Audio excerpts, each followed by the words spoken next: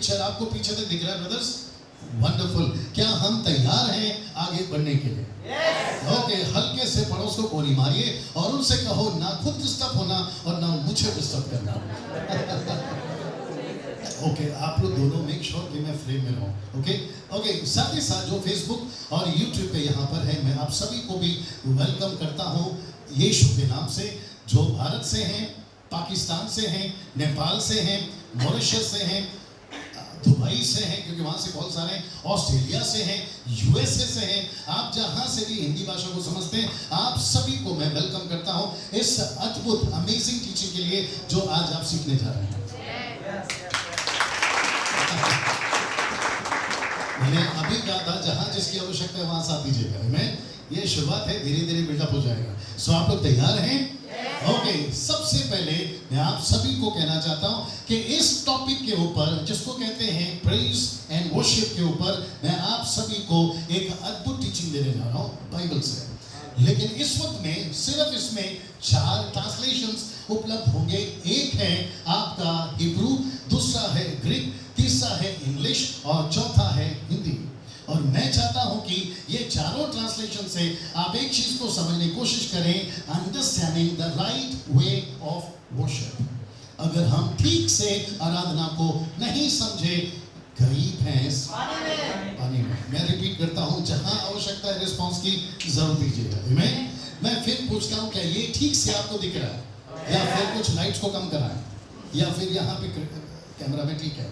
Okay, ना मैं चाहता हूं कि आप एक एक स्लाइड को ध्यान से देखें और उसको समझने की कोशिश करें। कुछ लोग हैं भारत में, खास करके मुंबई में, जो कहते हैं कि आप प्रेज एंड वर्शिप के खिलाफ हैं। मैं कहना चाहता हूं, I am not against of worship, but I am against of non biblical worships and their systems.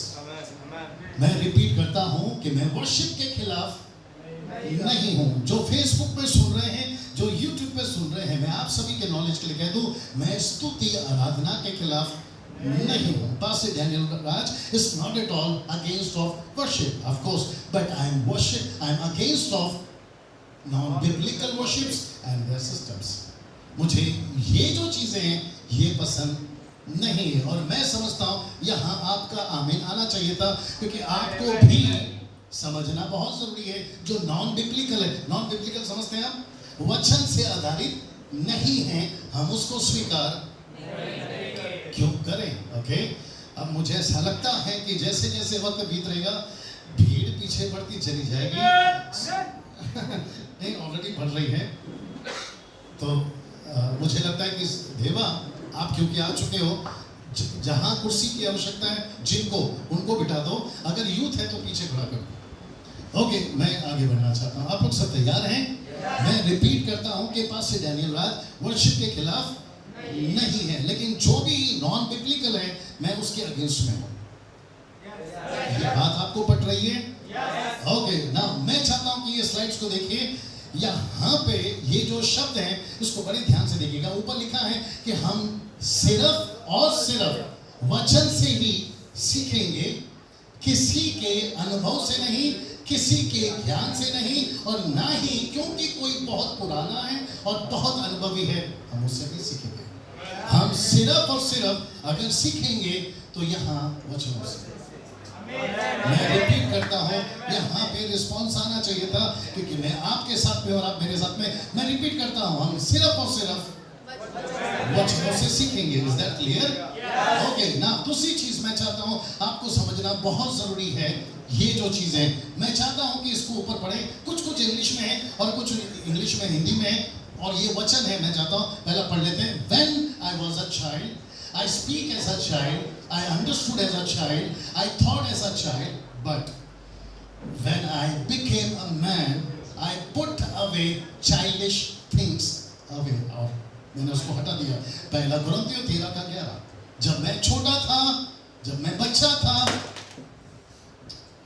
Okay, जल्दी जल्दी ऑन करा उसको, रखो फ्रेम में रखो। ओके, जब मैं छोटा था, जब मैं बच्चा था, तो मैं बच्चों की तरह बात करता था, मैं बच्चों की तरह समझता था, मैं बच्चों की तरह सोचता था, लेकिन अब क्योंकि मैं बड़ा हो गया हूं तो मैंने बचपनों की बातों को निकाल दी है, क्योंकि क्योंकि क्योंकि मुझे चीजें समझ में आ रही हैं। ओके, और ये मेरा वचन नहीं है, ये प्रभु का वचन है। आप चाहें तो उसको सेट कर सकते हैं वापस, लेकिन पकड़ के रखिए। सेट करना चाहे तो कर सकते हैं। फेसबुक पे जो लोग हैं उनको भी ये समझना बहुत जरूरी है। Come fast, come fast. Okay, Manoj साहब का ये स्टैंड है, आगे वो समझदार है। ओके, ये जब तक सेट नहीं होता है, फेसबुक वाले, सॉरी यूट्यूब वाले, आप समझ रहे होंगे कि दो कैमरे चल रहे हैं ताकि हम ये सभी फेसबुक और यूट्यूब दोनों पे आ सकें। फ्रेम मिलाओ, फ्रेम मिलाओ।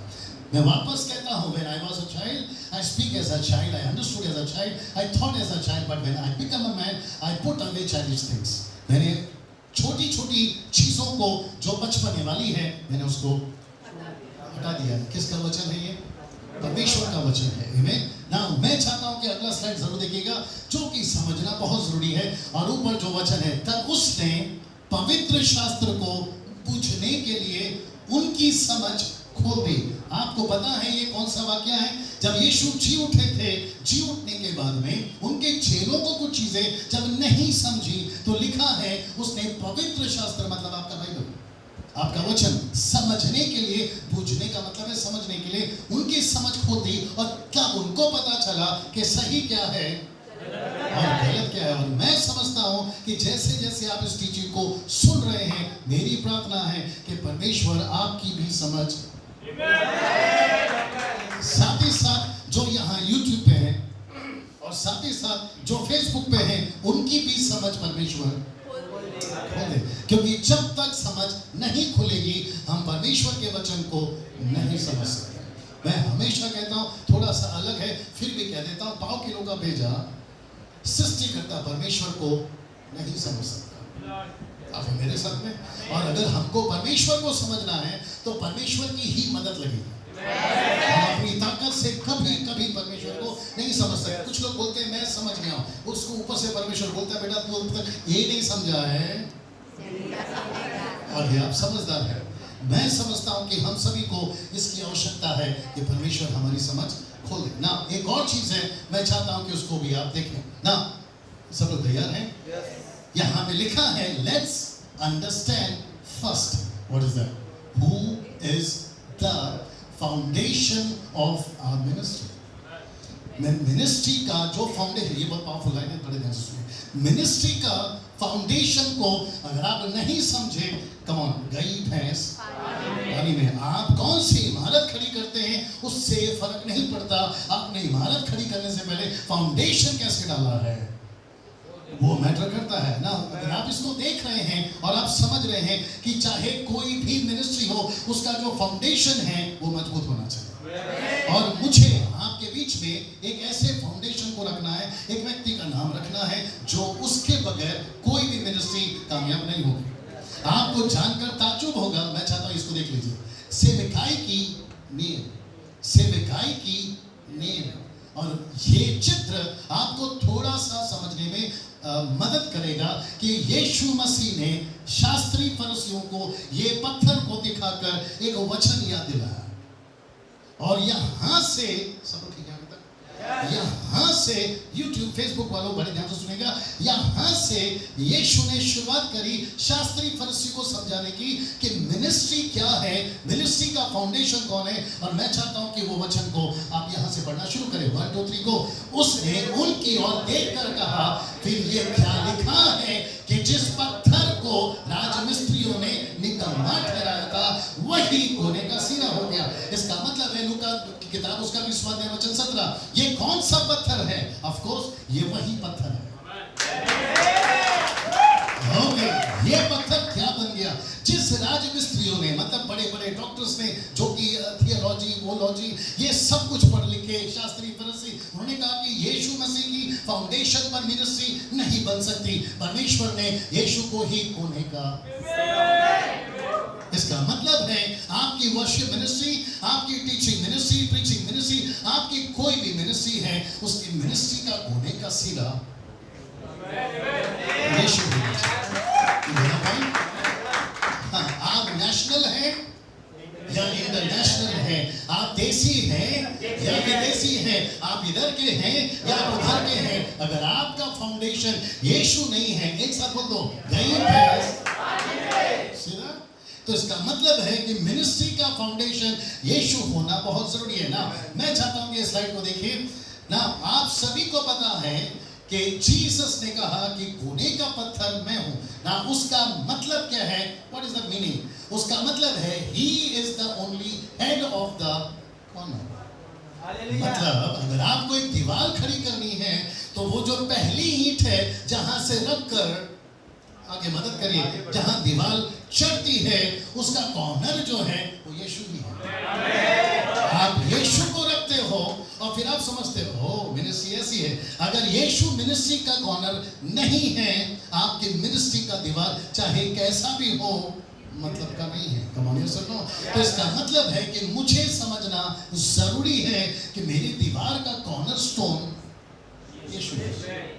आपकी म्यूजिक मिनिस्ट्री का कॉर्नरस्टोन यीशु है। आपकी वर्शिप मिनिस्ट्री का कॉर्नरस्टोन यीशु है। और इसलिए यीशु ने कहा कि जिस पत्थर को राजमिस्त्रियों ने निकम्मा जाना, उसी को परमेश्वर ने कोने का पत्थर कहा। तो यहाँ पे बिल्डअप है, साथ में चलते रहिए। मैं रिक्वेस्ट करता हूँ, ये क्या है? ये बिल्डअप है, आपको समझना बहुत जरूरी है, तब जाकर मैं वहां पर पहुंचूंगा। और साथ ही साथ जो YouTube और Facebook पे देख रहे हैं, आपको समझना बहुत जरूरी है कि ये मिनिस्ट्री का कोने का पत्थर अगर यीशु नहीं है, आपकी मिनिस्ट्री को परमेश्वर स्वीकार नहीं करेगा। ओके ना, अपने आप को मजबूत करिए अगला स्लाइड देखने के लिए। और हमने बहुत मेहनत करी है ताकि आपको अच्छे से हम हर चीज को समझा सके ना। मैं चाहता हूँ इसको पढ़िए। वो कोने का पत्थर यीशु है और यीशु क्यों आया और उसका अभिषेक क्यों हुआ, उसका उत्तर क्या है? मतलब कोने का पत्थर अगर यीशु है तो यीशु क्यों आया, यीशु का अभिषेक क्यों हुआ? आइए देखते हैं। उसका जवाब है सिर्फ सुसमाचार। और वहां है इंग्लिश में आपका गॉस्पेल। इसका मतलब है कि मेरी मिनिस्ट्री म्यूजिक की हो, सिंगिंग की हो, टीचिंग की हो, प्रीचिंग की हो, पावर मिनिस्ट्री हो, कोई भी मिनिस्ट्री हो, उसका कोने का पत्थर अगर यीशु है तो यीशु कौन है? सुसमाचार। वचन था, वचन परमेश्वर के साथ था, वचन ही परमेश्वर था और वही वचन देहधारी हुआ और हमारे बीच में डेरा किया। और उसी का प्रचार पतरस ने किया, उसी का प्रचार पौलुस ने किया और उसने कहा कि सुसमाचार के लिए ही यीशु मसीह का अभिषेक हुआ है। तो listen, टोटल मिनिस्ट्री का फाउंडेशन कौन है? यीशु। टोटल मिनिस्ट्री का कोने का पत्थर कौन है? यीशु। और वो यीशु कौन है? सुसमाचार। मैं यहाँ क्यों हूँ? क्योंकि मुझे मिला था सुसमाचार। आप यहाँ क्यों हैं? क्योंकि आपको मिला है सुसमाचार। हम यहाँ पर क्या कर रहे हैं? ताकि हम दूसरों को सुनाएं सुसमाचार, चाहे वो गीत के माध्यम से हो, संगीत के माध्यम से हो, प्रीचिंग के माध्यम से हो। सुनाना क्या है? सुसमाचार। पॉइंट ना, बड़े ध्यान से सुनिए कि यीशु मसीह ने इसको सपोर्ट करने के लिए वचन है। क्योंकि कुछ ऐसे बुद्धिजीवी लोग हैं जिनको प्रश्न पूछने की आदत है, तो उनके लिए, सबके लिए मैंने तैयारी के साथ में आया हूं और आप लोग के लिए भी आया। और वह वचन है यह, मुझे और नगरों में भी परमेश्वर के राज्य का सुसमाचार सुनाना अवश्य है, क्योंकि मैं इसीलिए भेजा गया हूं। सीधा। तो इसका मतलब है कि यीशु को पृथ्वी पे, वाओ गेट रेडी नाउ, यीशु को पृथ्वी पे किसने लाया? सुसमाचार। यीशु पृथ्वी पे क्यों आया? सुसमाचार। मनुष्य का पुत्र खोए हुए को ढूंढने और उनका उद्धार करने आया। What is that? गॉस्पेल, सुसमाचार। तो इसका मतलब है आपका कॉर्नरस्टोन यीशु है। यीशु कौन है? सुसमाचार। हमको टोटल मिलकर करना क्या है? सुसमाचार। वर्शिप का मतलब क्या है? सुसमाचार। म्यूजिक करना क्यों है? सुसमाचार, ताकि लोगों तक पहुंचे। सुसमाचार। सीधा। और अगर वही पत्थर हट गया तो रह जाएगा संगीत, रह जाएगा गीत और हट जाएगा सुसमाचार।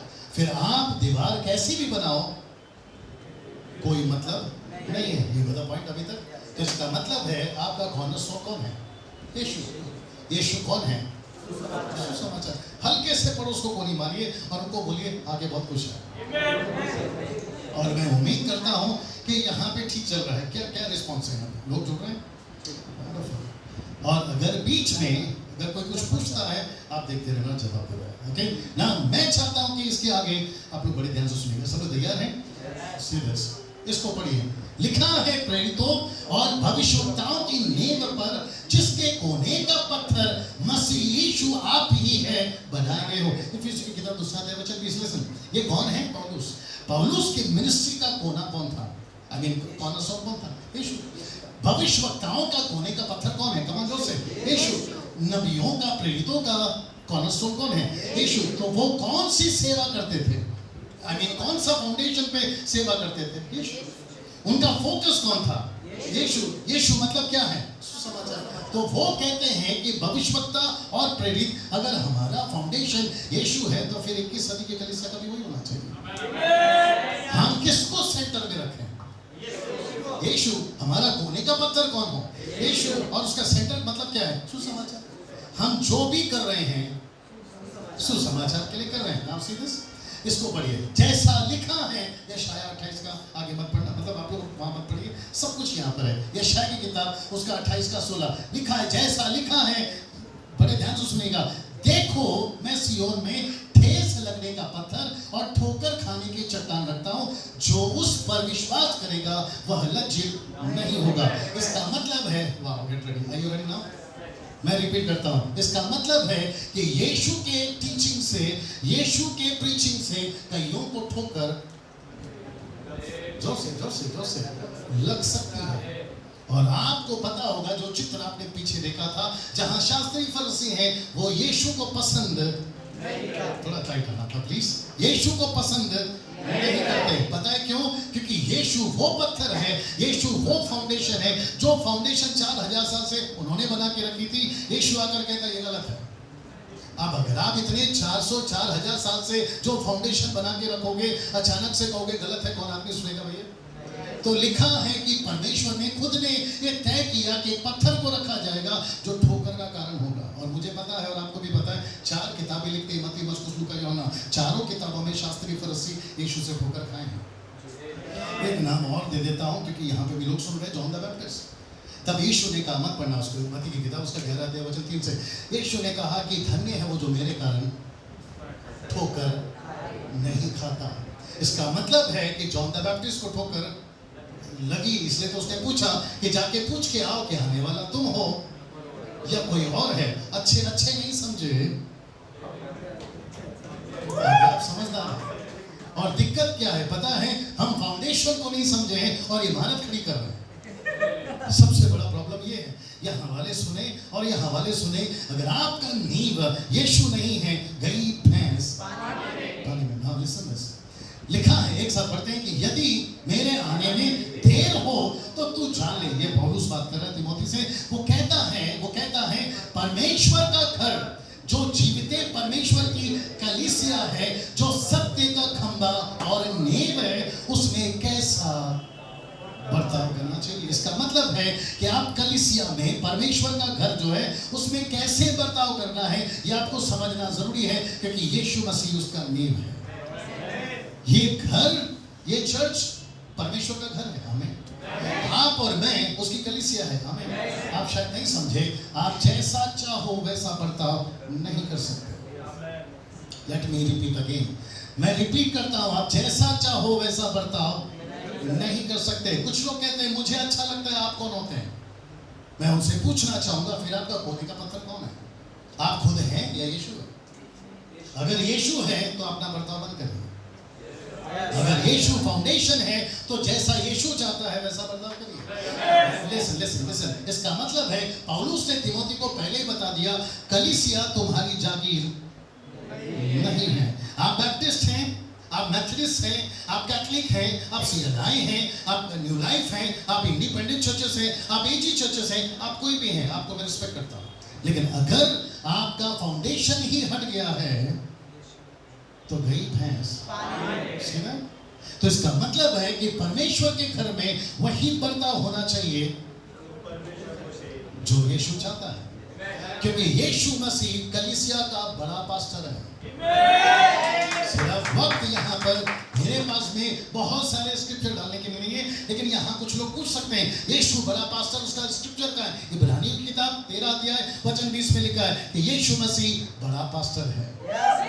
अगर वो पास्टर चाहता है कि Methodist, Catholics, CNI, Marthoma, brethren, Orthodox, ये भी जितनी भी कलीसियां हैं उसमें कैसा बर्ताव होना चाहिए, जैसा यीशु चाहता है वैसा बर्ताव होना चाहिए। हम परमेश्वर के साथ में खिलवाड़ नहीं कर सकते। उसने सिस्टम जो रखा है उसी सिस्टम में चलना बहुत जरूरी है। अभी तक ऐसा लग रहा है ना? सीधे लिखा है जो इस पत्थर पर गिरेगा ना, दिस इज इंटरेस्टिंग, लिखा है जो इस पत्थर पर गिरेगा वह चकनाचूर हो जाएगा और जिस पर वह गिरेगा उसको पीस डालेगा। आप शायद शब्द को नहीं देखे, लिखा है जो इस पत्थर पर गिरेगा। पत्थर कौन है? यीशु। आप और मैं कौन है? कलीसिया। अगर हम यीशु पे गिरते हैं तो हम चकनाचूर हो जाएंगे। अगर जिस पर यीशु गिर गया, लिखा है वो उसको पीस डालेगा। अब आप कहोगे पास्टर यानी चकनाचूर और पीस डालना ये आसपास एक जैसा लगता है। आइए इंग्लिश में देखते हैं, and whosoever shall fall on his stone shall be broken। तो इसका मतलब है वो टुकड़ों में टूटेगा, नॉट पीसेगा। लेकिन लिखा है but on whomsoever it shall fall it will grind him to powder। तो इसका मतलब है जब हम यीशु पे गिरते हैं, हम यीशु पे गिरते हैं, हम टूटते हैं। अगर यीशु हम पर गिरा हमको वो पीस डालेगा। हम यीशु पे गिरे वो ठीक है, यीशु हम पर गिरे, हल्के से पड़ोस को गोली मार के बोलो नहीं चाहिए। इसका मतलब है कि पौलुस कहना चाह रहा है कि यीशु वो पत्थर है, हम पत्थर पर गिरे, हम टूटते हैं। प्रभु यहाँ गलत है, मैं टूट रहा हूँ, मैं वहां गलत हूं, मैं टूट रहा हूं, लेकिन कोशिश करो कि यीशु आपके ऊपर ना गिरे। ये कहां के वचन है साहब? न्यू टेस्टमेंट के। आगे देखना चाहोगे? आइए देखते हैं। लिखा है, आइए सुनते हैं, क्योंकि उस नेव को छोड़ जो पड़ी है, देखिए कौन है? वह यीशु मसीह। उस नेव को छोड़ जो पड़ी है वह कौन है? यीशु मसीह है। अभी आगे लाइन पढ़िए, कोई दूसरी नेव नहीं डाल सकता। इसका मतलब है, उम्मीद कर रहा हूं आप लोग समझ रहे होंगे, इसका मतलब है कि जो तरीका यीशु ने दिया है वही तरीके से सेवा होना है। आप दूसरे तरीके से सेवा नहीं कर सकते। बहुत सारे लोगों ने कोशिश करी लेकिन वो सक्सीड नहीं हो सके या सक्सेस नहीं हो पाए। आप लोग सुन रहे मेरी बात? इसका मतलब है, इंग्लिश में देखिए, इसका मतलब है for no one can lay a foundation other than the one which is already laid, which is Jesus Christ. ये जो शब्द है ना, इट इज ऑलरेडी लेड, मतलब यीशु ने, पौलुस कहता है यीशु ने मिनिस्ट्री का पैटर्न पहले से देके रखा है, अब अलग से पैटर्न मत बनाओ। कुछ लोग कोशिश करते हैं अपना दिमाग लगाने की, लेकिन परमेश्वर कहना चाहता है कि जो फाउंडेशन मैंने पहले से डाला है उसको अलग से डालने की कोशिश मत करिए। मैं चाहता हूं कि थोड़ा यूट्यूब वाले को और फेसबुक वाले को यहाँ थोड़ा नज़ारा दिखा दो, थोड़ा घुमा दो।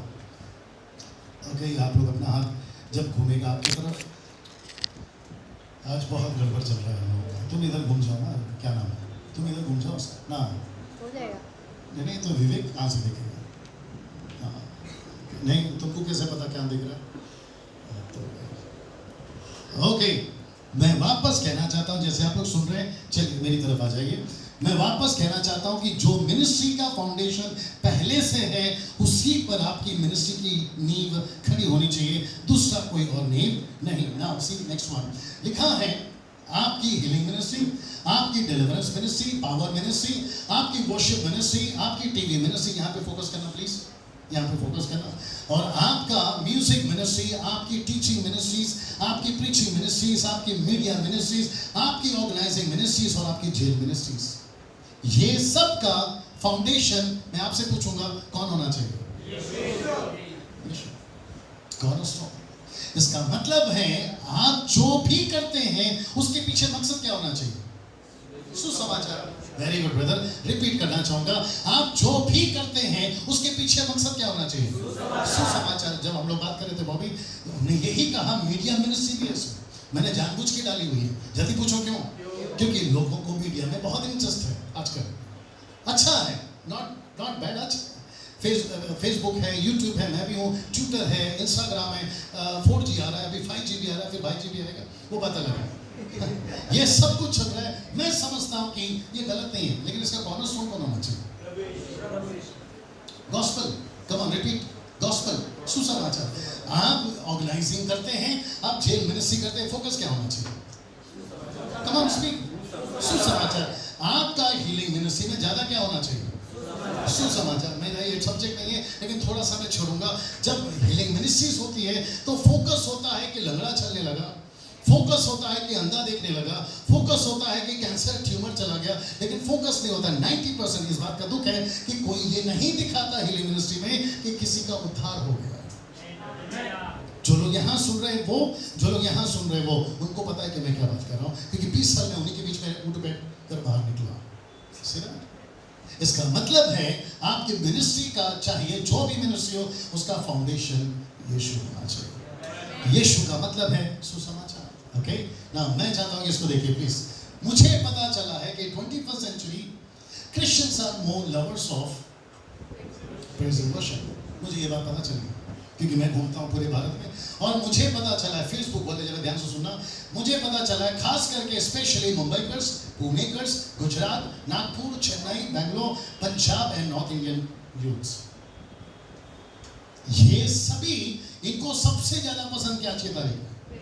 Praise and worship. मुझे पता चला है कि ये घंटों बैठ के 6 तार वाला गिटार, अगर आपको समझ में आओगे उसके ऊपर घंटों प्रैक्टिस कर सकते हैं। यहाँ वाले भी सुनिए, आप इनके कीबोर्ड पे, इनके रिदम पे ये घंटों बैठ के प्रैक्टिस कर सकते हैं, लेकिन जब बारी आती है कॉर्नरस्टोन यानी सुसमाचार की, अभी आप समझदार हैं, जो यहाँ है और जो यहाँ है, मैं सबसे बात कर रहा हूँ।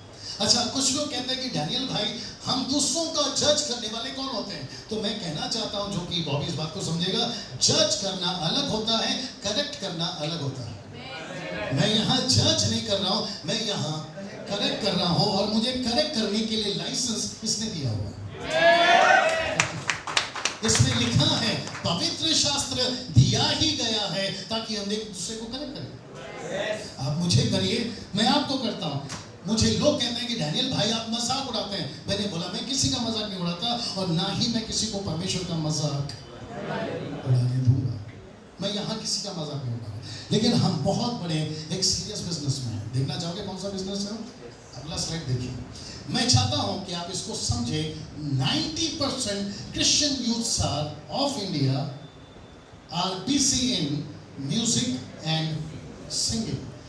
बड़ा आसान तरीका है ये सब करने की वजह से फेमस होना, पैसे कमाना और पाप में गिरना। आपने नहीं सुना तो मैं रिपीट करता हूँ, 90% Christian youths of India are busy in music and singing. और मैं समझता हूँ, मुझे ये पता चला है कि बड़ा आसान तरीका है फेमस होना, पैसे कमाना और पाप में गिरना। ये बड़ा आसान तरीका है। आप कोई गीत का एल्बम या म्यूजिक का एल्बम रिलीज करो, आप फेमस हो जाते हैं, पैसे भी कमा लेते हैं, लेकिन आपको नहीं पता है कि आप बहुत जल्दी पाप में भी गिरते हैं। अट्रैक्शन बहुत है। क्या है भैया? अट्रैक्शन बहुत है। अभी विवेक यहाँ पर गीत गा रहा था, वो तो अच्छा है कि शादीशुदा आदमी, लेकिन अगर यहाँ पर कोई यूथ लड़की या यूथ लड़का अगर कुछ भी करता है तो सबकी आंखें उस पर पहले आती है, और सबको ऐसा लगता है यार कितना अच्छा गा रहा है, यार कितना अच्छा गा रही है, यार कितना अच्छा बात कर लेता है। अट्रैक्शन बहुत जल्दी आता है। मैं बात कर रहा हूँ मसीहों की। इसलिए वक्त से पहले ये प्लेटफॉर्म पे खड़े होने का सोचना भी नहीं। जब तक परमेश्वर खड़ा नहीं करता नहीं आना, नहीं तो आसमान से गिरे। मुझे ये लाइन बोलने दीजिए। हम जितना पाप बाहर नहीं करते थे, उसका डबल जब हम यहाँ आ जाते हैं तब होता है। आंखों से, सोचों से, हाथों से, हर जगह से। आप मेरे साथ में, मैं रिपीट करता हूँ, जो लोग यहाँ पर जिनको म्यूजिक का, गीत का बड़ा शौक है, जो यूट्यूब वाले हैं, प्लीज अंडरस्टैंड दिस।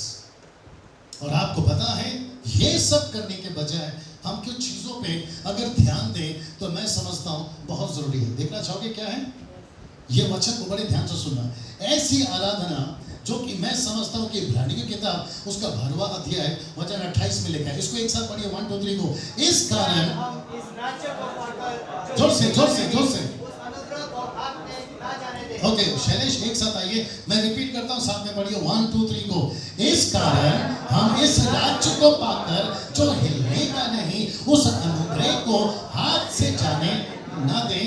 कौन सा है वो? लिखा है जिसके द्वारा हम भक्ति और भय सहित परमेश्वर की ऐसी आराधना कर सकते हैं जिससे वह प्रसन्न होता है। मैं रिपीट करता हूं, आज कैसी आराधना होनी चाहिए जिससे वह प्रसन्न होता है। आज मैं फिर कहता हूं, मैं किसी का मजाक नहीं उड़ा रहा हूं, लेकिन मैं किसी को परमेश्वर का मजाक उड़ाने नहीं दूंगा। मैं रिपीट करता हूं, परमेश्वर को कैसी आराधना चाहिए? शब्द देख रहे हैं आप, भक्ति। दूसरा आप देख रहे हैं भय।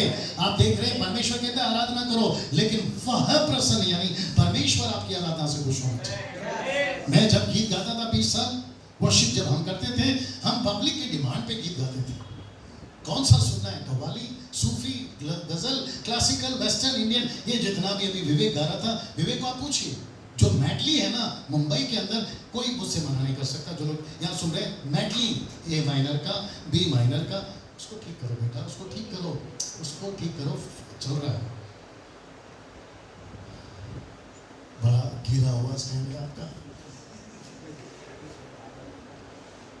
फ्रेम से बाहर जा रहा है, फ्रेम से बाहर जा रहा है। ओके, तुम्हारा हाथ बीच में आ रहा है, उसको हटा दो। ओके, बिल्कुल फ्रेम में बना के रखो। वाह, अभी मैं समझता हूं कि सही वैल्यू पता चलता है कि अपना स्टैंड होता है, इसलिए लाया करो। वापस आते हैं, आपकी जो आराधना है वो परमेश्वर को प्रसन्न होनी चाहिए। तो 20 साल जब हम गाना गाते थे तो पब्लिक की डिमांड, हमको ऐसा लगता था कि पब्लिक किसमें खुश होती है, वो गाओ। तो मैटली की बात कर रहा था कि मुंबई के अंदर मैटली, मैं समझता हूं कि 2004, 5, 6 और 2009 आते आते मैटली को हमने पहली बनाया। आज जितने भी मैटली की नकल हो रही है, ये लोग सब जानते हैं, क्योंकि जितने भी आजकल घर, उनको पता है कि मैं क्या बात कर रहा हूं। हमको ऐसा लगता था कि बस गाते रहो गाते रहो गाते रहो, लेकिन ये नहीं सोचते थे कि वो खुश है कि नहीं। मैं रिपीट करता हूं, हम ऐसी आराधना करें जिससे पब्लिक खुश हो, या ऐसी आराधना करें जिससे वो खुश हो। एग्जैक्टली, मैं हमेशा एक एग्जांपल देता हूं। जब आप लोग होटल में जाते हैं, वेटर को बोलते हैं आज खाना मिलेगा, तो वेटर बोलता है ऑफ कोर्स मिलेगा, चुपचाप बैठे रहो, जो ला रहा हो खाते रहो। ऐसा कभी वेटर करता है? Come on speak. आपका वेटर आपको पूछता है कि सर आपको क्या चाहिए। यहाँ परमेश्वर को जब हम आराधना के लिए शुरू होते हैं ना, तो हम पहले से चिट्ठी बना कर लाते हैं कि ए माइनर में कौन सा होगा, ए मेजर में कौन सा होगा, जी मेजर में कौन सा होगा, आपका ए माइनर में कौन सा होगा। और परमेश्वर को उल्टा बोलते हैं, प्रभु जी आप चुपचाप रहिए, हमसे सुनते रहिए बस।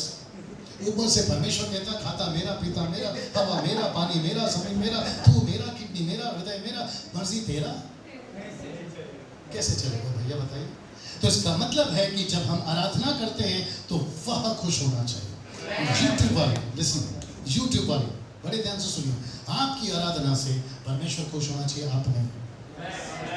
यहाँ जो फेसबुक पे हैं, आपकी वर्शिप से मुंबई करके हो, पुणे के हो, नागपुर के हो, गुजरात के हो, आप कहीं से भी हो, आपकी वर्शिप से परमेश्वर खुश होना है, मनुष्य नहीं। Come on, yes or no? Now, मैं चाहता हूं कि ये चित्र को आप लोग ध्यान में रखिएगा। अगला स्लाइड देखिएगा, लेकिन इसको ध्यान में रखिएगा। सब लोग तैयार हैं? ओके, मैं चाहता हूं इसको पढ़िए। लिखा है serve the lord with fear and rejoice with what?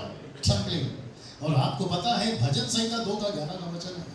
मुझे नहीं पता चलता है बॉबी या फिर जितने भी प्रभु के लोग यहाँ बैठे हैं, मुझे नहीं समझ में आता है कि भजन संहिता से नाचने वाला वचन, भजन संहिता से चीखने वाला वचन वो सामने लाते हैं, भजन संहिता 2 का 11 क्यों नहीं लाए कभी? यहाँ जितने हैं, मैं सबसे पूछता हूँ, कभी ये पढ़ा था? नहीं, मैं आपको पूछ रहा हूँ, कभी पढ़ा था ये? आपका कभी फोकस नहीं गया होगा, क्योंकि जाता भी नहीं है ना, क्योंकि लिखा है serve the lord with fear and rejoice with trembling. मतलब आपको खुशी भी मनाना है लेकिन कांपते हुए, आपको नाचना भी है लेकिन कांपते हुए। और यहाँ पर नाचना अलग है, वो बात अलग है। You got the point? ये वचन मेरे हैं या प्रभु के हैं? बात करिए, किसके वचन है? ये प्रभु के वचन है। मुझे नहीं समझ में आता ये वचन अभी तक लोगों के वर्शिपर्स के दिमाग में क्यों नहीं आया। खूब नाचते हैं, लेकिन ये ट्रम्बलिंग काम है। खूब गाते हैं, खूब आराधना करते हैं, लेकिन ये फियर काम है। See that? ना, इसको ध्यान में रखिए, इसको देखिए। आपके शहर में सब लोग ठीक है पीछे?